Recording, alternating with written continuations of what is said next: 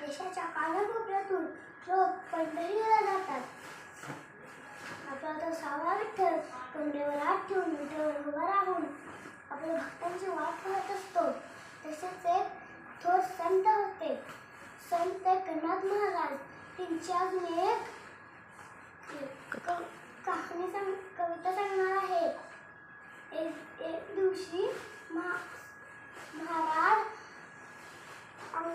नदीला आंघोळीला गेले होते.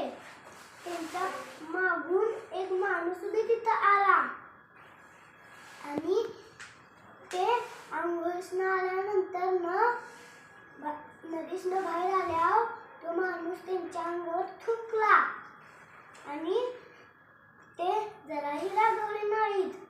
ते परत गेले आंघोळीला आणि परत आले. तो परत माणूस त्यांच्या अंगावर थुंकला. ते तरी पण रागवले नाहीत. ते परत गेले आणि परत आंघोळीसनं आले. ते परत त्यांच्या अंगावर थुंकला.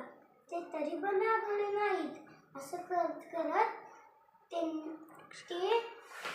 तो 108 वेळा त्यांच्या अंगावर थुंकला. खरं ते जराही रागवले नाहीत. आणि मग शेवटी त्यानं त्यांचा पाय धरला आणि म्हणाला की महाराज मला माफ करा, माझी चूक झाली. पुढे अशी चूक केव्हाच होणार नाही.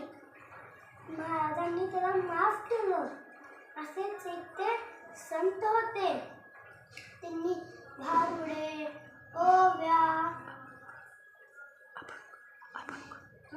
अभंग लिहिलं आणि त्यांनी आपल्या अभंगातून सगळ्यांनी चांगली शिकवण दिली. धन्यवाद.